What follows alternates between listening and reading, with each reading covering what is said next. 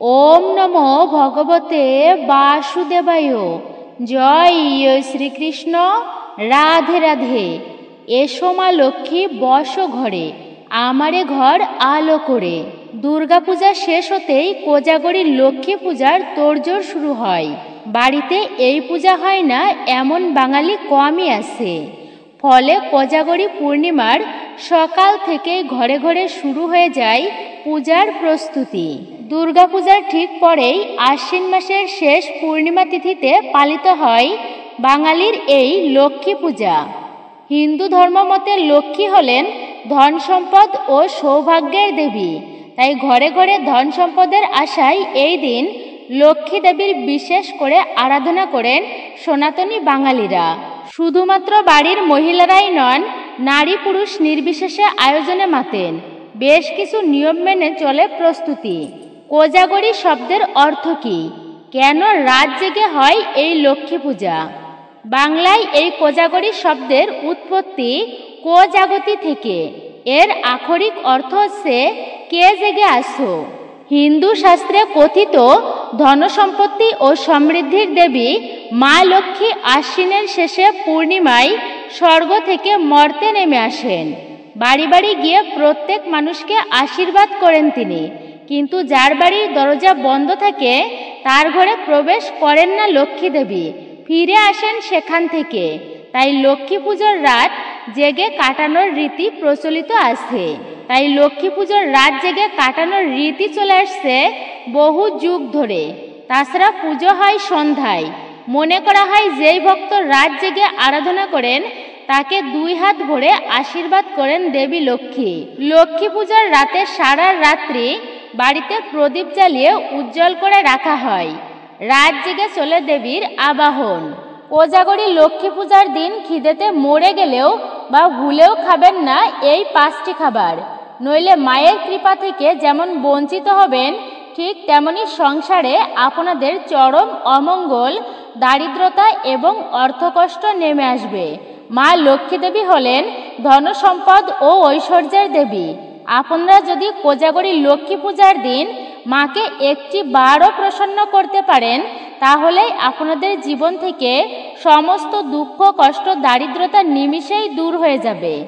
এই দিন বিশেষ করে আপনারা কোন কার্যগুলি করবেন এবং কোন কার্যগুলি আছে যা ভুলেও কিন্তু করবেন না। কোজাগরী লক্ষ্মী পূজা আপনি কোন সময়ে বিশেষ করে করবেন? কোজাগরী লক্ষ্মী পূজা আপনারা বিশেষ করে কোন মুহূর্তে করবেন? কোন সময়ে কোজাগরী লক্ষ্মী পূজা করা অত্যন্তই শুভ? পূর্ণিমা তিথি কখন লাগবে এবং কখন ছাড়বে? কোন দিন আপনারা কোজাগরী লক্ষ্মী পূজা করবেন? এই সমস্তটাই থাকছে আমাদের আজকের এই ভিডিওতে। এরই পাশাপাশি আপনারা জানবেন এই বিশেষ এবং পূর্ণ পবিত্র দিনে অবশ্যই একটি বারের জন্য হলেও শ্রবণ করতে হয় লক্ষ্মী দেবীর ব্রতকথা, ব্রত মাহাত্ম্য। অবশ্যই আপনারা শুরু থেকে শেষ পর্যন্ত ভিডিওটি শ্রবণ করবেন ভক্তিতে, আমি আশা রাখছি। মনে ভক্তি নিয়ে মায়ের পূজা অর্চনা যদি করা হয়, মাকে স্মরণ করা হয়, তাহলে সেই ভক্তের জীবনে কখনোই অন্ধকার নেমে আসে না। সদা সর্বদাই আলোয় পরিপূর্ণ থাকে সেই ভক্তের জীবন মা লক্ষ্মী দেবীর কৃপায়।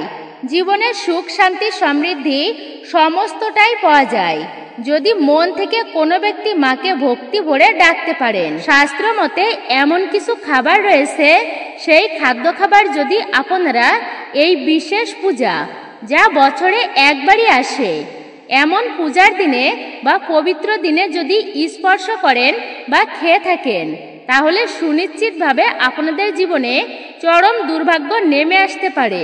চরম দুর্ভাগ্য নেমে আসতে কিন্তু একেবারেই সময় লাগবে না। আর যদি আপনাদের গৃহে মা লক্ষ্মী দেবীর কৃপা না থাকে তাহলে জীবনে সংসারে দুর্ভাগ্যের শেষ থাকবে না, নিঃস্ব হয়ে যেতে পারেন আপনি। এর ফলস্বরূপ পরিবারে দুঃখ কষ্ট দারিদ্রতার করাল ছায়া পরিবেষ্টিত হবে। তাই নিজেদের জীবনে দুঃখ কষ্ট অশান্তি দুর্ভোগ ডেকে আনতে যদি না চান তাহলে কোজাগরী লক্ষ্মী পূজার দিনে ভুল করেও এই কয়েকটি খাবার কিন্তু মুখে তুলবেন না। বিশেষ করে যারা শারীরিক কষ্টে ভুগছেন, রোগ ব্যাধিতে ভুগছেন, তো তাদের উদ্দেশ্যে বলছি আপনারা অতি অবশ্যই এই বিশেষ পূর্ণ পবিত্র দিনে বিশেষ করে দুটি খাবারের নাম বলবো। সেই দুটি খাবারের মধ্যে যে কোনো একটি খাবারও যদি আপনারা এই বিশেষ দিনে খেতে পারেন, তাহলে মাতা লক্ষ্মী দেবীর কৃপায় সারা জীবন সারা বছর জুড়ে আপনারা সুস্থ সবল এবং নীরোগ থাকবেন। আজকের ভিডিওটি প্রতিটি সনাতনীদের জন্য খুবই গুরুত্বপূর্ণ হতে চলেছে। নমস্কার, আমি দীপা। দেশ ও দেশের বাইরে থেকে যে সকল দর্শকেরা এই মুহূর্তে ভিডিওটি অন করেছেন তাদের প্রত্যেককে সুস্বাগত জানাই রায়কিশোরী দীপা অর্থাৎ সনাতন ধর্মীয় তথ্যমূলক চ্যানেলে। আমি সর্বদাই চেষ্টা করি সনাতন ধর্মের এরকমই সকল গুরুত্বপূর্ণ বিষয়গুলি আপনাদের সামনে উপস্থাপন করতে, শেয়ার করতে। আসুন কিছুক্ষণ সময় প্রত্যেকে একসঙ্গে ধৈর্য ধরে আজকের এই বিশেষ গুরুত্বপূর্ণ বিষয় প্রসঙ্গে আমরা বিস্তারিতভাবে জেনে নিই। ভিডিওটি শুরু থেকে শেষ পর্যন্ত আপনারা ভক্তি, শ্রদ্ধা ও ভালোবাসার সহিত মনোযোগের সহিত অবশ্যই শ্রবণ করবেন এবং দেখুন। যদি ভালো লেগে থাকে অবশ্যই একটি লাইক করবেন, কমেন্টে ভক্তিতে অবশ্যই জয় মা লক্ষ্মী দেবীর জয় অথবা হে দেবী মা লক্ষ্মী তুমি আমার ঘরে এসো, ঘর আলো করে বসো অবশ্যই লিখে কমেন্ট করে জানাবেন, বা আপনার গুরুদেবের নামটি একটি বারের জন্য হলেও লিখবেন। চ্যানেলে নতুন হলে অবশ্যই চ্যানেলটি সাবস্ক্রাইব করবেন, পাশে থাকা নোটিফিকেশন বেল বাটনটি অল করে দিবেন। অবশ্যই আপনারা শুরু থেকে শেষ পর্যন্ত দেখুন, নিশ্চয়ই এই ভিডিও থেকে উপকৃত এবং সমৃদ্ধ হবেন। আর একজন সনাতনী বোনকে আপনারা সাপোর্ট করবেন আমি আশা রাখছি। তাহলে চলুন শুরু করা যাক আজকের মূল ভিডিওটি। অবশ্যই কিন্তু আপনারা ভিডিওটি স্কিপ করে নয়, সম্পূর্ণই দেখুন। অসম্পূর্ণ শ্রবণ করতে নেই, এতে কিন্তু ব্রত অসম্পূর্ণ থেকে যায়। অবশ্যই তাই ভক্তিতে আপনারা শ্রবণ করুন। জগতে এমন কোনো লোক নেই সে সুখে থাকতে চায় না, শান্তিতে থাকতে চায় না। সমাজে মান সম্মান নিয়ে বাঁচতে চাই প্রত্যেকেই। একটুকু সুখের জন্য কঠোর পরিশ্রম করে চলেছি আমরা প্রত্যেকেই, তথা মাতা দেবীর পূজা অর্চনাও আমরা করি তার কৃপা পাবার আশায়। এবং এটাও আমরা জানি, যদি মাকে একটি বার প্রসন্ন করা যায় তাহলে জীবন থেকে খুব সহজেই অর্থনৈতিক কষ্টের করাল ছায়াকে নাশ করা সম্ভব। কারণ মাতা মহালক্ষ্মী হলেন ধন সম্পদের ও শান্তির দেবী। শাস্ত্র মতে 16 প্রকারের সম্পদের দেবী হলেন মাতা লক্ষ্মী দেবী, এবং তাকে মন থেকে ডাকলে ভক্তের সমস্ত মনস্কামনা যেমন তিনি পূর্ণ করেন, ভক্তের সমস্ত মনস্কামনা পূর্ণ হয়। সেই ভক্তের জীবনে কখনোই কোনো পরিস্থিতিতে অর্থনৈতিক কষ্টের করাল ছায়া নেমে আসতে পারে না এবং নেমে আসেও না, যদি ভক্তিতে মাতা লক্ষ্মী দেবীর পূজা অর্চনা করা যায়। তবে এই বিশেষ দিনে বিশেষ বলা হয়েছে মাতা লক্ষ্মী দেবীর পূজা অর্চনা করাকে, কারণ দেবী এই দিন স্বর্গ থেকে মর্তধামে নেমে আসেন ভক্তকে স্বয়ং কৃপা করার জন্য। মা লক্ষ্মী 16টি সম্পদের মধ্যে যেমন রয়েছে বুদ্ধি, সৌন্দর্য, ঠিক তেমনই রয়েছে শস্য তথা অর্থ। এইভাবে 16টি সম্পদের অধিকারিণী হলেন তিনি, মা লক্ষ্মী দেবী। একটি কথা অবশ্যই বলবো আপনাদেরকে, এই পবিত্র দিনে কোজাগরী লক্ষ্মী পূজা আপনার গৃহে অবশ্যই পূজা অর্চনা করুন, বা আপনারা যারা পূজা অর্চনা করবেন না তাদেরকেও শাস্ত্রের নিয়ম কিছু নিয়ম আছে অবশ্যই কিন্তু মেনে চলতে হবে, তবেই লক্ষ্মী প্রাপ্তি করা সম্ভব। প্রথমে আপনাদেরকে জানাবো এই 2025 সালে কোজাগরী লক্ষ্মী পূজার সঠিক এবং পূর্ণাঙ্গ সময়সূচি। আপনারা কোন দিন এই লক্ষ্মী পূজা করবেন এবং কোন সময়ে লক্ষ্মী পূজা করা অত্যন্তই শুভ হবে আপনাদের জন্য। তাহলে আসুন আমরা শ্রবণ করি লক্ষ্মী পূজার পূর্ণাঙ্গ সময়সূচি। কখন পূর্ণিমা তিথি লাগছে এবং কখন পূর্ণিমা তিথি ছেড়ে যাবে। আশ্বিন বা শারদ পূর্ণিমা তিথিতে হয় কোজাগরী লক্ষ্মী পূজা। 2025 সালের পঞ্জিকা অনুযায়ী আশ্বিন মাসের পূর্ণিমা তিথি শুরু হবে 6 অক্টোবর সকাল 11:24 আর পূর্ণিমা তিথি সমাপ্তি ঘটবে 7 অক্টোবর সকাল 9:33। লক্ষ্মী পূজার শুভ সময় বা শুভ মুহূর্ত। সাধারণত কোজাগরী লক্ষ্মী পূজার শুভক্ষণ পূর্ণিমা তিথির রাতেই হয়ে থাকে। এই দিন সন্ধ্যা থেকে মধ্যরাত্রি পর্যন্ত দেবীর আরাধনা করা অত্যন্তই শুভ বলে মনে করা হয়। 6 অক্টোবর তিথি শুরু হয় ওই দিন রাতেই পূজার মূল সময়। 6 অক্টোবর সন্ধ্যা 6:45 থেকে রাত্রি 11টা পর্যন্ত এইবারে লক্ষ্মী পূজার শুভ সময় বা মুহূর্ত। তবে যেহেতু পূর্ণিমা তিথি রাতেই শুরু বা শেষ হচ্ছে না, তাই 7 অক্টোবর মঙ্গলবার দিন সকালেও আপনারা পূজা অর্চনা সম্পূর্ণ করতে পারেন। সাধারণত যে সন্ধ্যায় পূর্ণিমা তিথি শুরু হয় সেই রাতকেই কোজাগরী পূজা বা লক্ষ্মী পূজার রাত্রি হিসাবে ধরা হয়। বাঙালি হিন্দু ঘরে লক্ষ্মী পূজা এক চিরন্তন উৎসব। অনেকেই সারা বছর প্রতি সপ্তাহের বৃহস্পতিবার লক্ষ্মী দেবীর আরাধনা করে থাকেন। এছাড়া শস্য সম্পদের দেবী বলে ভাদ্র সংক্রান্তি, পৌষ সংক্রান্তি, চৈত্র সংক্রান্তিতেও এবং আশ্বিন পূর্ণিমা ও দীপাবলিতেও লক্ষ্মী পূজা করা হয় বিশেষভাবে। খারিফ শস্য ও রবি শস্য যে সময় হয় ঠিক সেই সময়ে বাঙালি মেতে ওঠে লক্ষ্মী পূজায়। শুধু কোজাগরী পূর্ণিমা তিথিতেই নয়, 12 মাসেই করা যায় দেবী লক্ষ্মীর আরাধনা। ঘট স্থাপন করে বা লক্ষ্মীর সরা সামনে রেখে বৃহস্পতিবার মা লক্ষ্মীর আরাধনা করেন গৃহস্থরা। অনেক গৃহস্থ ঘরেই লক্ষ্মীর প্রতীক থাকে, তাই সামনে রেখেই পূজা অর্চনা করা হয়। কেউ কেউ পুরোহিতকে দিয়েও পূজা অর্চনা করেন। অন্যথায় যে কেউ লক্ষ্মী পূজা করতে পারেন, তবে সেক্ষেত্রে বিশেষ কয়েকটি নিয়ম অবশ্যই পালন করতে হয়। মা লক্ষ্মী সন্তুষ্ট হন ভক্তিতে।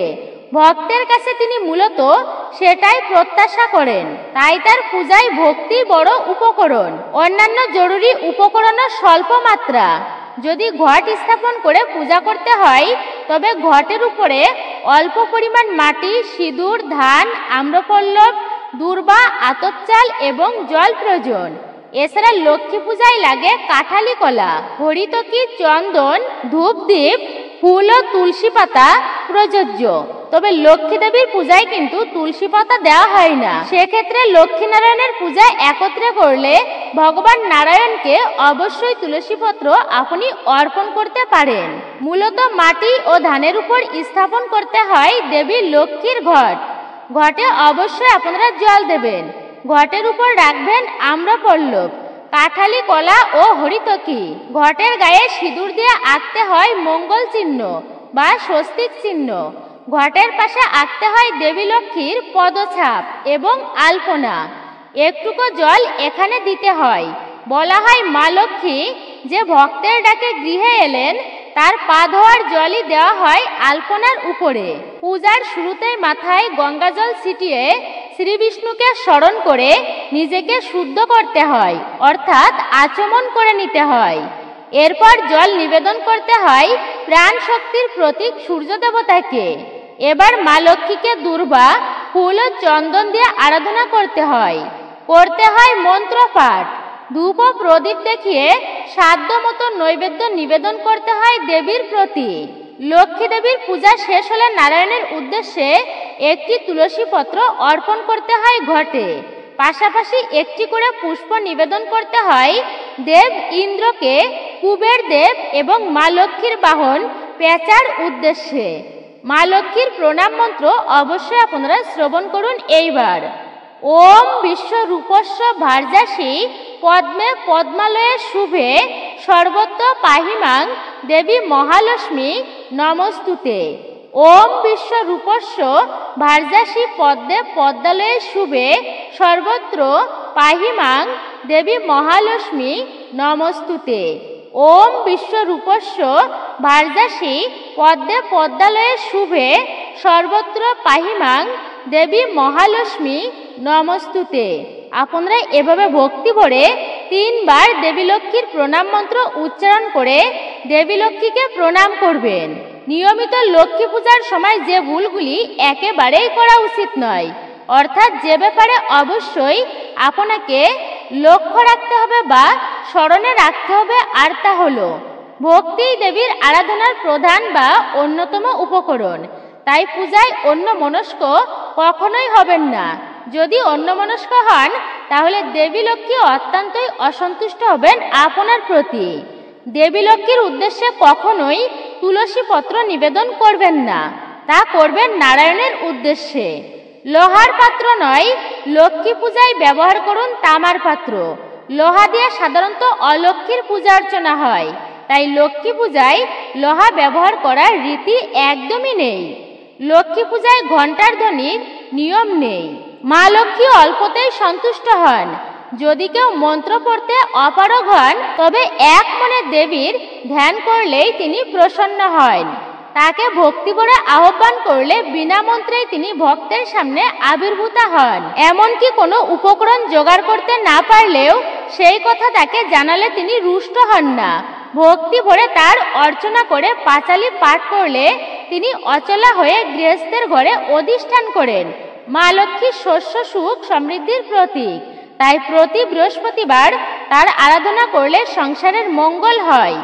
লক্ষ্মী দেবীকে কোনোভাবেই সাদা রঙের ফুল দিয়ে পূজা অর্চনা করা যাবে না। সাদা রং ছাড়া লাল, হলুদ, গোলাপি রঙের ফুল ব্যবহার করা যাবে।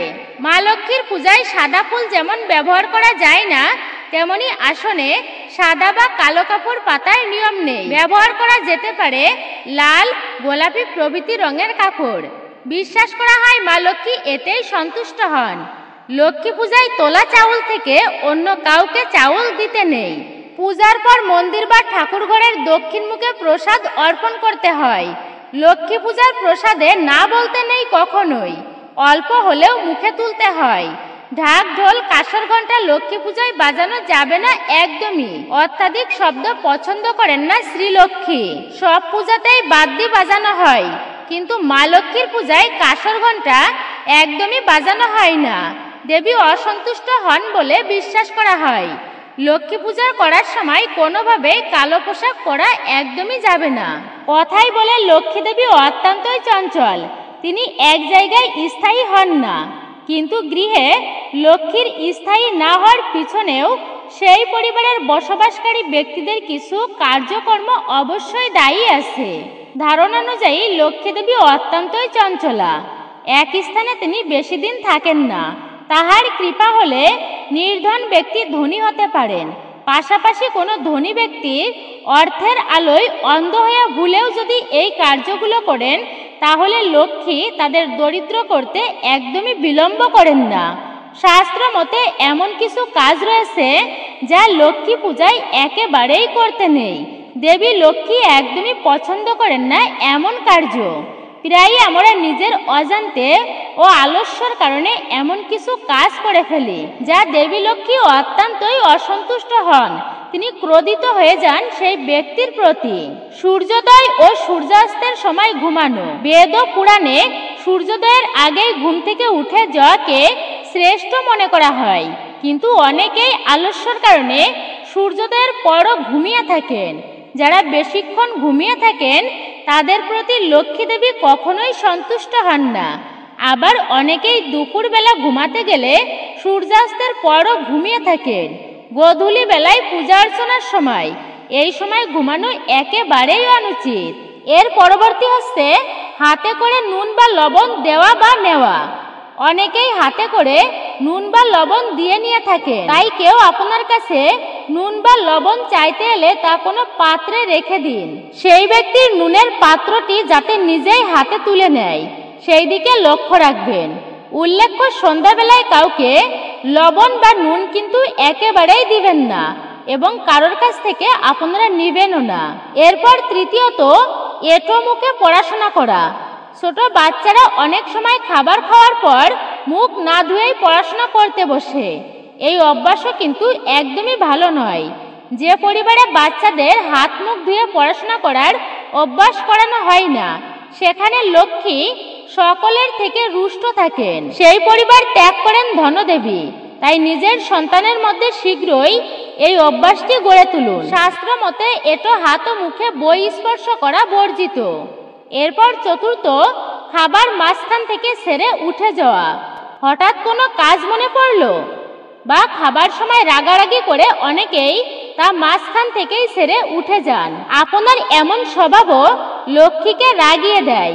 শাস্ত্র মতে খাবার সেরে উঠে গেলে অন্নপূর্ণা ক্ষুব্ধ হয়, ফলে পরিবারে অর্থাভাব অর্থাৎ অন্নভাব দেখা দিতে পারে।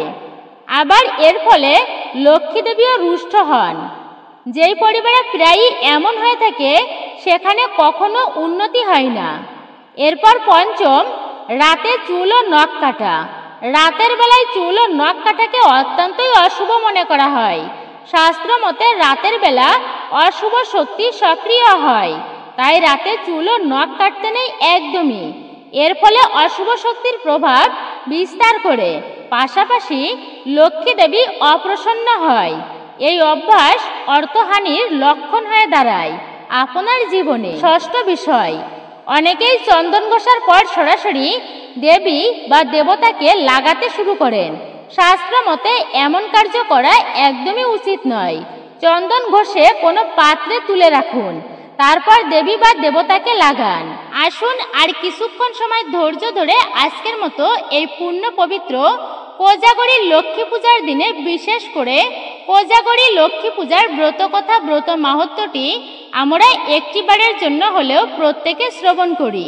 এতে বিশেষ মঙ্গল সাধিত হয়।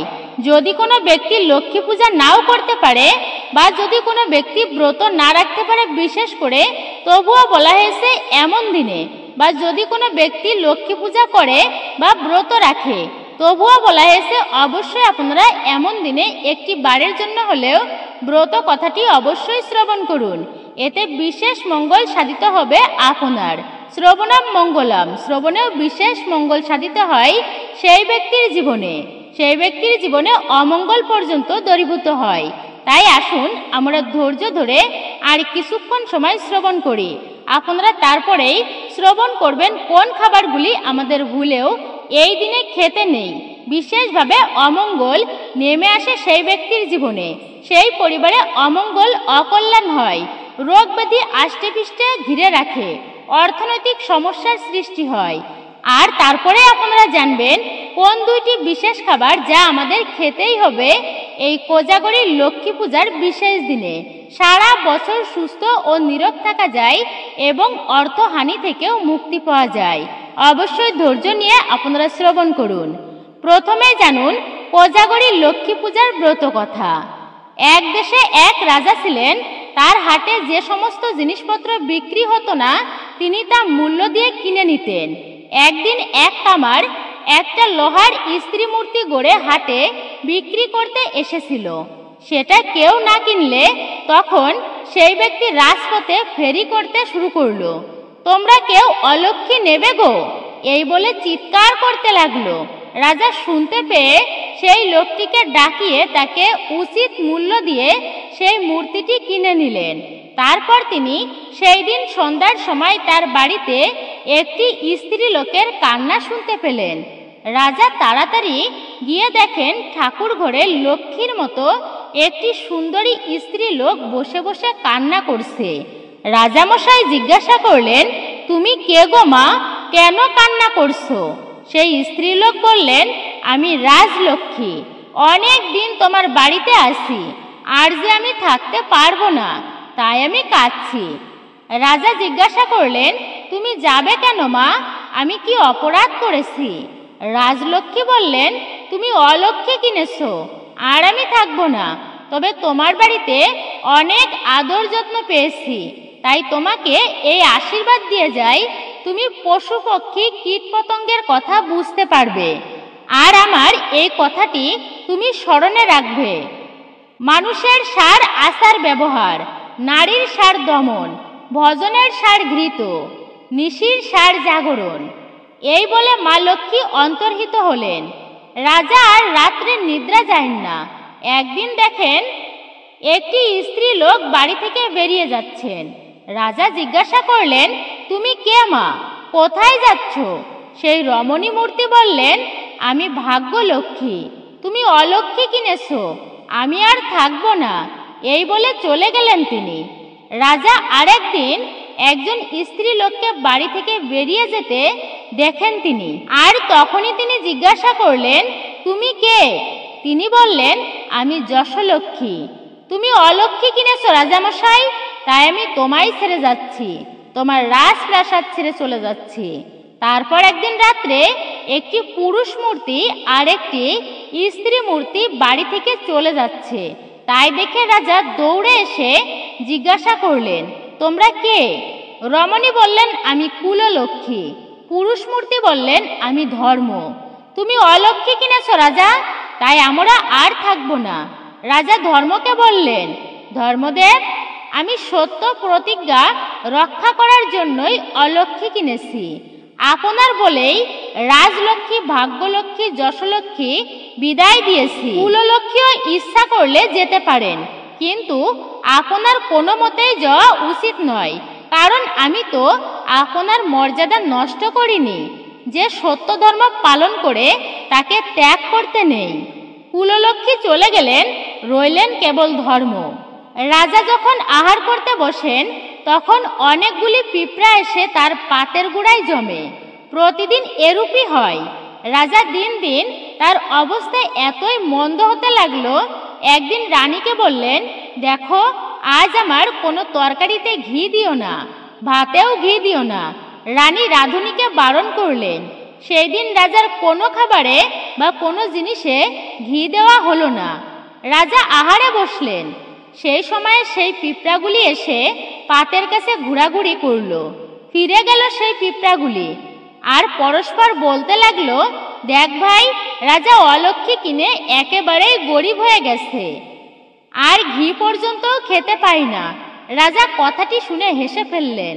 রানী বললেন, মহারাজ, আপনি হাসলেন কেন? রাজা বললেন, সেই কথা তোমায় বলবো না, বললে আমি মরে যাব।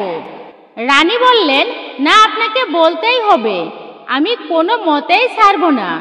রাজা বললেন, তুমি যদি আমায় না চাও, কেবল এই কথাটি যদি জানতে চাও, তবে গঙ্গার তীরে চলো, যদি মৃত্যু হয় সেখানেই হবে। এই বলে রানীকে সঙ্গে করে নিয়ে গঙ্গার তীরে গেলেন। গিয়ে বললেন, রানী, তুমি আমায় চাও না কথা চাও? রানী বললেন, আমি কথাই চাই। সেখানে একটা ছাগল আর ছাগলি চড়ছিল, আর গঙ্গা নদীর মাঝখান দিয়ে ঘাসের একটা গাঁট ভেসে যাচ্ছিল। ছাগলি ছাগলকে বলল, ওই ঘাসগুলো আমায় এনে দাও না, আমি খাই। ছাগল বললে, আমি তোমার জন্য ডুবে মরি আর কি, তাই না? আমি তো আর রাজার মতো বোকা নয়। রাজা যেমন স্ত্রীর কথাতে মরতে এসেছে। রাজা তখন ছাগলের কথা বুঝতে পেরে রানীকে খুব প্রহার করে সেই গঙ্গার তীরে জঙ্গলের মধ্যে ছেড়ে দিয়ে চলে আসেন রাজামশাই রানীকে। রানী সেই গঙ্গার তীরে বসে কান্না করতে লাগলেন, বনে বাজারে ঘুরে বেড়াতে লাগলেন। রাজা আর কোনো খোঁজখবর করেনি না। রানীর আর দুর্দশার সীমাই থাকলো না। একদিন সন্ধ্যার সময় শঙ্খ ঘণ্টার শব্দ শুনে রানী সেখানে গিয়ে দেখেন কতকগুলি মুনিকন্যারা পিটুলির তৈরি লক্ষ্মী ঠাকুর গড়ে তাতে নানান রং মাখিয়ে ফুল তুলে চন্দন ঘষে নৈবেদ্য করে চিড়ে পাটালি নারিকেল দিয়ে পূজা অর্চনা করছে। দেখে রানী বললেন, তোমরা কি করছো গো? তারা বললেন, আজ আশ্বিন মাসের কোজাগরী পূর্ণিমা, তাই আমরা লক্ষ্মী পূজা করছি গো। রানী জিজ্ঞাসা করলেন, এ পূজা করলে কি হয়? তারা বললেন, লক্ষ্মীর কাছে যে বর যে মাগে অলক্ষ্মী দূর হয়, আর যে ব্যক্তি ভক্তিতে লক্ষ্মী দেবীর পূজা অর্চনা করে তার কাছে মনোবাসনা জানায় তা পূর্ণ হয়। মাতা লক্ষ্মী দেবীর কৃপা হয় সেই ব্যক্তির প্রতি। তখন রানী তাদের কাছে একটু পিটুলি চেয়ে নিয়ে লক্ষ্মী ঠাকুর গড়ে পূজা করে সেই লক্ষ্মীর প্রসাদ চিরা নারিকেল খেয়ে তাদের সঙ্গে সেখানে রাত্রি জাগরণ করে রইলেন। ওখানে রাজার বাড়িতে যে লোহার অলক্ষ্মী ছিল সেটা বিদায় হলো। যেমন হাতি ঘোড়া ধনরত্ন ছিল তেমনি আবার সব হলো। রাজা সকালে উঠে ভাবছেন, হঠাৎ আমার আবার এসব কি করে হলো? ধর্ম বললেন, মহারাজ, ওই অলক্ষ্মীটা কিনেই আপনার অমঙ্গল ঘটেছিল। রানী বনে কোজাগরীর লক্ষ্মী পূজা করেছেন, তাই অলক্ষ্মী দূর হয়ে রাজলক্ষ্মীর কৃপা হলো। কেবল সত্যের কৃপায় আবার আপনার সব ফিরে পেলেন আপনি। তখন রাজা ধর্মকে নমস্কার করে নিজে সেই গঙ্গার তীরে গিয়ে বনে বনে রানীকে খুঁজে অনেক যত্ন করে সঙ্গে করে নিয়ে এলেন। বাড়িতে এসে খুব ঘটা করে লক্ষ্মী দেবীর পূজা অর্চনা করলেন। ভাগ্যলক্ষ্মী, যশলক্ষ্মী, কুললক্ষ্মী আবার ফিরে এলেন সেই গৃহে। সেখান থেকে পৃথিবীতে কোজাগরীর লক্ষ্মী পূজার প্রচলন হলো। এটাই ছিল কোজাগরীর লক্ষ্মী পূজার ব্রত কথা, ব্রত মাহাত্ম্য। লক্ষ্মী পূজা করলে আমরা কি ফল প্রাপ্ত করতে পারি আপনারা তা শ্রবণ করলেন, নিশ্চয় বুঝতে পেরেছেন। কোজাগরী লক্ষ্মী পূজার পূর্ণ পবিত্র দিনে আমাদেরকে ভুলেও কোন খাবার খেতে নেই এবং কোন খাবারটি অবশ্যই আমাদেরকে খেতে হবে। সোমবার এবং মঙ্গলবার দিনে কখনোই কোনোভাবেই বাসি খাবার আপনারা খাবেন না। শাস্ত্র মতে আপনারা যদি কোনো প্রকারের বাসি খাবার কোজাগরী লক্ষ্মী পূজার দিনে খেয়ে থাকেন তাহলে রাহু এবং কেতুর কুপ্রভাবে আপনাদের উপর অবশ্যই পড়বে, যার ফলে অনেক প্রকার সমস্যা, বিশেষ করে শারীরিক এবং অর্থনৈতিক সমস্যা আপনাদেরকে বিপুল পরিমাণে আষ্টেপৃষ্ঠে ঘিরে ধরবে। তাই এই কোজাগরী লক্ষ্মী পূজার দিনে কোনরূপ বাসি খাবার ভুল করেও মুখে তুলবেন না, দেখবেন এতে আপনার সংসারেরই মঙ্গল হবে। তাই কোজাগরী লক্ষ্মী পূজার দিনে আপনারা কোনরূপ বাসি খাবার একদমই খাবেন না। এরপর দ্বিতীয়ত যে খাবারটি আপনারা এই কোজাগরী লক্ষ্মী পূজার দিনে কোনোভাবেই খাবেন না আর তা হচ্ছে আমিষ জাতীয় খাবার গ্রহণ করবেন না, যেমন মাছ, মাংস, ডিম, পেঁয়াজ, রসুন, আদা, এই সমস্ত খাবারগুলো আপনারা ভুল করেও খাবেন না এই দিনে। শুধু কোজাগরী লক্ষ্মী পূজাই নয়, যে কোনো বৃহস্পতিবার দিনে, যা মা লক্ষ্মীর বিশেষ দিন বলা হয়েছে এই দিনটিকে। এই দিনে প্রতি বাড়িতে মায়ের পূজা অর্চনা করা হয়, আরাধনা করা হয়, সেহেতু এই দিনে কখনোই কোনো আমিষ জাতীয় খাবার গ্রহণ করবেন না, গ্রহণ না করাই উত্তম। নিজের জীবন, পরিবার তথা সংসারের জন্য অত্যন্তই মঙ্গলময়। যেই পরিবারে বৃহস্পতিবার দিনেই বলুন বা কোজাগরী লক্ষ্মী পূজার দিনেই বলুন আমিষ খাবার গ্রহণ করা হয় বা আমিষ খাবার খাওয়া হয়, সেই পরিবারে কখনোই সুখ, শান্তি, সমৃদ্ধি থাকে না এবং সেই পরিবারে বা সেই গৃহে লক্ষ্মীহীন হয়ে পড়ে। সুতরাং গৃহের মধ্যে সুখ, শান্তি, সমৃদ্ধি বহাল রাখতে আমিষ খাবার খাওয়া তো দূরের কথা, এগুলো লক্ষ্মী পূজায় বা কোজাগরী লক্ষ্মী পূজার দিনে কোনরূপ আমিষ খাবার স্পর্শও করবেন না। শুধু বাড়িতেই নয়, বাহিরে কোথাও গিয়ে আমিষ খাবার এই দিনে খাবেন না। এরপর তৃতীয়ত, অনেকেই আছেন যারা রান্না করতে গিয়ে খাবার পুড়িয়ে ফেলেন। সেক্ষেত্রে আপনাদেরকে বলে রাখি, আপনারা কিন্তু এই কোজাগরী লক্ষ্মী পূজার দিনে ভুল করেও পুড়ে যাওয়া খাবার মুখে তুলবেন না। এর ফলে আপনাদের জীবনে চরম দুর্ভাগ্য নেমে আসতে পারে। এছাড়া অনেকের পছন্দের খাবার পোড়া জাতীয় খাবার হয়ে থাকে। বেগুন পোড়া, টমেটো পোড়া, মেটে আলুর ফল পুড়িয়ে খেতে অনেকেই পছন্দ করেন। পটল পোড়া, কাঁচকলা পুড়িয়ে মেখে খান অনেকেই। এমন ধরনের খাবার কম বেশি অনেকেই পছন্দ করেন, পোড়া জাতীয় খাবার। কিন্তু এই লক্ষ্মী পূজার দিনে ভুল করেও যদি আপনারা নিজের দুর্ভাগ্যকে ডেকে আনতে না চান তাহলে পোড়া জাতীয় খাবার কিন্তু এই দিনে মুখেও তুলবেন না বা গৃহে রান্না পর্যন্ত করবেন না। শাস্ত্র মতে এমন খাবার রয়েছে যে খাবারগুলো বিশেষ করে কখনোই কিন্তু খাওয়া উচিত নয়, কিন্তু সবাই তো আর তা মানেন না, মেনে চলেন না। তাই বিশেষ করে বলা হয়েছে বিশেষ কিছু তিথি বা দিনে এই সমস্ত খাবার মুখে তোলা উচিত নয়, অর্থাৎ না খাওয়াই ভালো। এতে শরীর ও মন অত্যন্তই ভালো থাকে এবং পরিবারের মঙ্গল হয়। এরপর চতুর্থ যে খাবারটি আপনারা খাবেন না আর তা হলো লাল রঙের কোনো খাবার, যেমন ধরুন মুসুর ডাল, শালগম, টমেটো, বিট বা লাল শাক। এমন ধরনের লাল রং জাতীয় কোনো খাবার কিন্তু আপনারা কোজাগরী লক্ষ্মী পূজার দিনে একেবারেই খাবেন না, অর্থাৎ সোমবার এবং মঙ্গলবার এই দুই দিন কিন্তু আপনারা ভুল করেও খাবেন না। এমনকি বৃহস্পতিবারও আপনারা এড়িয়ে চলবেন এই খাবারগুলিকে, নতুবা জীবনের চরম দারিদ্রতার শিকার হবেন তথা আপনার জীবনে নেমে আসবে চরম অর্থনৈতিক কষ্ট। এছাড়াও এমন অনেক পরিবার রয়েছে যারা গৃহে বসেই নেশার দ্রব্য গ্রহণ করেন, যেমন বিড়ি, সিগারেট, মদ অর্থাৎ মদ্যপান, ধূম্রপান করেন। এমন সমস্ত নেশাজাতীয় খাবার আপনারা লক্ষ্মী পূজার দিনে গৃহে বা গৃহের বাইরে কখনোই খাবেন না। নেশা করা কিন্তু কখনোই শুভ নয়, এটি ভালো নয় শরীরের পক্ষে। শাস্ত্রীয়ভাবে সম্পূর্ণই নিষিদ্ধ নেশাজাতীয় দ্রব্যকে এগুলো বর্জন করার চেষ্টা করবেন আপনারা। এতে ভালো কিন্তু আপনাদেরই হবে, সংসারের মঙ্গল হবে। আবার বলা হয়েছে যারা গৃহের মধ্যে বসে মদ্যপান করেন, সেই গৃহে কখনোই মা লক্ষ্মী দেবী থাকেন না। মা লক্ষ্মী দেবীর জায়গায় অলক্ষ্মীর বাস হয়, অলক্ষ্মীর প্রবেশ ঘটে সেই গৃহে। তাই আপনারা চেষ্টা করবেন এই অভ্যাস ত্যাগ করার। মানুষ পারে না এমন কিন্তু কোনো কার্য নেই, চেষ্টা করলে সবই সম্ভব। আপনারা যদি মাতা লক্ষ্মী দেবীর বিশেষ কৃপা দৃষ্টি পেতে চান, জীবনে আরো উন্নতি করতে চান, সর্বদিক থেকে সুখ শান্তি সমৃদ্ধি পেতে চান, জীবনকে সুন্দরভাবে কাটাতে চান, সুস্থ ও নীরব থাকতে চান, তাহলে অতি অবশ্যই যে দুইটি খাবারের কথা বলেছি, আর তা হলো আপনারা জেনে নিন এইবার কোন দুইটি খাবার অবশ্যই এই কোজাগরী লক্ষ্মী পূজার দিনে আপনারা গ্রহণ করবেন, মানে খাবেন। তাহলে চলুন আপনারা জেনে নিন। অবশ্যই শেষ পর্যন্ত শ্রবণ করবেন, এটাই অনুরোধ। অনেক কিছুই আপনারা জানতে পারবেন এই ভিডিও থেকে। অবশ্যই আপনারা খাবেন এই দুইটি খাবার, এর ফলে সারা বছর আপনারা সুস্থ সবল ও নীরব থাকবেন এবং জীবনে কখনোই আপনাদের অর্থের কমতি হবে না, বরঞ্চ বৃদ্ধি হবে। আর এই দুইটি খাবারের মধ্যে একটি খাবার খেলেও আপনারা 1 বছরের মধ্যে খুব ভালোভাবে উপলব্ধি করতে পারবেন যে আপনাদের জীবনে কেমন বিপুল পরিবর্তন ঘটেছে।